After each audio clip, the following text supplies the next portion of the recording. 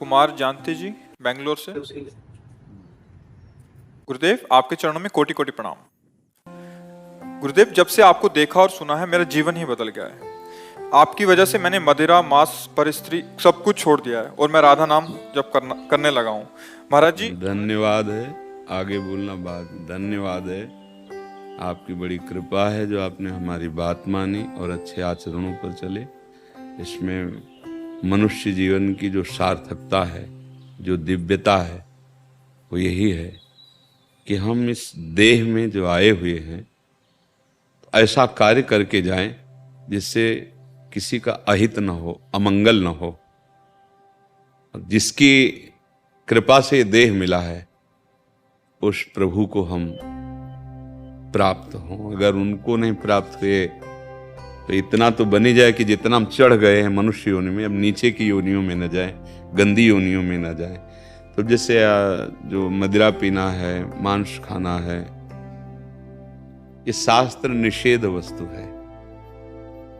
इसमें आप खुद देख लीजिए, जो करते हैं खुद देख लीजिए, प्रमाद स्थिति आती है। जो करना चाहिए वो इस भाव नहीं रहेगा, जो नहीं करना चाहिए उस भाव की बहुत प्रबलता होगी। निषेध इसीलिए किया गया है। जो दूसरे के मांस को खाना है ना बच्चा, बड़ी कृपा छोड़ दिया है। हम समझते हैं मुझसे बलवान हो जाएंगे या स्वास्थ्यवर्धक है। भाई नहीं, हमारे लिए नियत किया गया शास्त्र में। विविध प्रकार की सब्जियां हैं, फल हैं, अन्न हैं, वो भी जीव हैं। ऐसा नहीं कि वो जीव नहीं है। आप मूली उखाड़ के छोड़ दो, देखो सूख जाएगा। उसमें भी वही जीव है जो एक पशु में जीव है ना, ठीक वैसे उसमें गेहूं को उखाड़ के देख लीजिए, जो फेंक दीजिए, सूख जाएगा, मर जाएगा। उसमें भी जीव है, पर वो जीव हमारे लिए निहित किया गया है। सिद्धांत है ना, वो हमारे लिए है कि आप अन्न पाओ, फल पाओ, और बहुत सी भोजन सामग्री है जो प्रकट शरीर में। जैसे हमारे कोई ऐसे काटे, हमें लगता है ना, ऐसे उस जीव को, ये जैसे भी मुर्गा, जो भी पशु हैं, बकरा, भैंसे, आदि पशु, ये सब जीव हैं। हाँ, जो राक्षस हैं वो अपना जाने। आप मनुष्य देह में हैं, और पुष्टता जिसे बल कहते हैं वो तुम्हारे वीर्य में होती है। जिसको तुम खिलवाड़ समझते हो वो खिलवाड़ नहीं, तुम्हारी जीवनी शक्ति है। यदि संयम से, ब्रह्मचर्य से रहो तो ना उतनी घी में ताकत है, ना दूध में ताकत है, ना किसी भी पदार्थ में ताकत जो तुम्हारे ब्रह्मचर्य में ताकत है। हमारे अंदर जो भावता है कि बल बलिष्ठता के लिए तुम्हें लग सकता है, लेकिन तुम बलवान नहीं हो सकते। बलवान उसे कहते जो काम पर विजय प्राप्त करे, क्रोध पर विजय प्राप्त करे, अंदर के शत्रुओं को पराजित करे।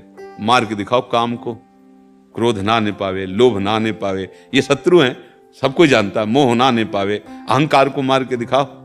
उसके लिए जो बल चाहिए वो ब्रह्मचर्य में है। शुद्ध ज्ञान, शारीरिक बल भी, आध्यात्मिक बल भी, दिव्य भाव, दिव्य स्मृति, हर अंग में विशेष स्फूर्ति। आवेश आ जाए तो कुछ भी कर सकता है, वो सारा कुछ ब्रह्मचर्य में। पर वो वही रह सकता है जो संयम से चलता है, शुद्ध आहार रहता है। तो हम धन्यवाद देते हैं कि आपने शराब छोड़ा। देखो, शराब पी करके अपने घर वालों को, अपने पड़ोस वालों को या अपने आप को दुख ही में डालना है, कोई सुखी नहीं हो सकता। ये पक्की बात है। आप सब जानते हैं कि शराब पीने से अंदर के जो कोमल अंग हैं उनको नुकसान पहुंचता है।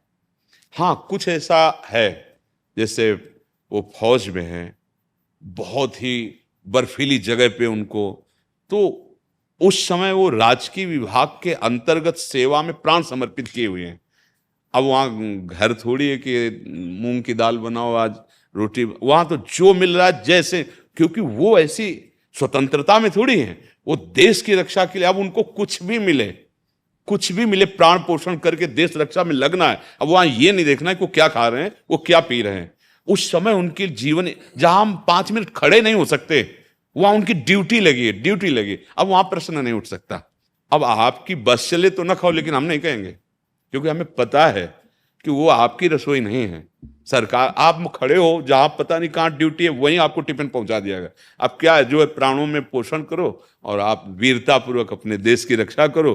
जो नाम मिला है नाम जप करो, हो जाएगा, सब काम हो जाएगा। क्योंकि आपकी स्थिति वहां स्वतंत्रता की नहीं है। जो मिलेगा वही तो खाएंगे, जैसे जहां तैनात कर दिया गया वही रहना है। पर अपने को ऐसा नहीं है, अपने घर भी जा सकते हैं, अपनी व्यवस्था है। हम उनको संत से कम नहीं मानते। किसी भी स्थिति में कुछ भी खाते पीते हो, हमारे देश की रक्षा में खड़े, हम उन्हें संत मानते हैं। कई कई महीने अपने परिवार से नहीं मिल पाते, और हो सकता है जिंदगी में ना मिल पावे। ऐसा भी तो होता है। नहीं, देखो अभी सुना नहीं, बड़े बड़े चूक हो गई तो बड़े बड़े अधिकारी अपने जो अब वो घर वाले तो सोच रहे हैं कि पापा आएंगे छुट्टी में। अब उनके बलिदान को अपने लोग क्या समझ रहे हैं, लेकिन उनसे पूछो, उनके घर वालों से प्रणाम करते हैं। वो संत से कम नहीं है, उनकी बात अलग है। पर अपने लोगों को हाँ, ये धन्यवाद है कि आप अच्छे मार्ग के पथिक बन रहे हैं। नाम जप करें, भगवान कृपा करें और आगे प्रकाश हो।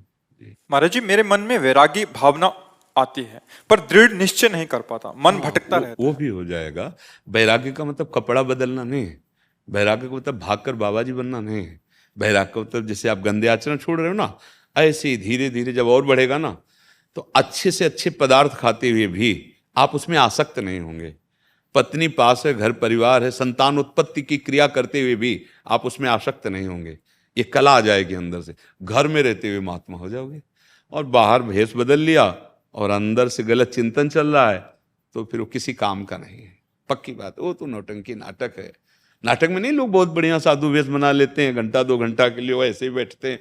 वो भगवान को ऐसा, वो सर्वज्ञ है, वो अंदर बैठे जानते हैं। वैराग्य का मतलब है संसार के किसी भी भोगों में अनासक्त रहें। आसक्त नहीं है, अनासक्त रहकर भगवान का चिंतन कर रहा है, सारे कर्तव्य कर्म कर रहा है, माता पिता भाई परिवार पत्नी यथा योग्य सबसे, पर अंदर से वो अपने भगवान को अपना मानता है, उनकी प्रसन्नता के लिए सब कर रहा है। जैसे एक पतिव्रता स्त्री होती है जो पति से प्रेम करती है, वो पति की प्रीता के कारण सास की भी सेवा करती, ससुर की भी सेवा करती, देवर की भी सेवा करती, आए हुए अतिथि की सेवा करती, सबसे प्रेम दर्शाती है। पर उस प्रेम दर्शाने का एकमात्र लक्ष्य होता है, मेरे पति के संबंधी हैं, बस पति प्रसन्न होगा, बस। ऐसे ही हमें हमारे प्रभु स्वामी हैं, और उनका दिया हुआ परिवार है, उनका दिया हुआ एक गांव है, उनका दिया हुआ प्रदेश है, उनका दिया हुआ देश है, उनका दिया हुआ विश्व है। जितना फैला पाए अपनेपन को, और उसकी हम सेवा में हैं, बस ये इसी से भगवत प्राप्ति हो जाती है।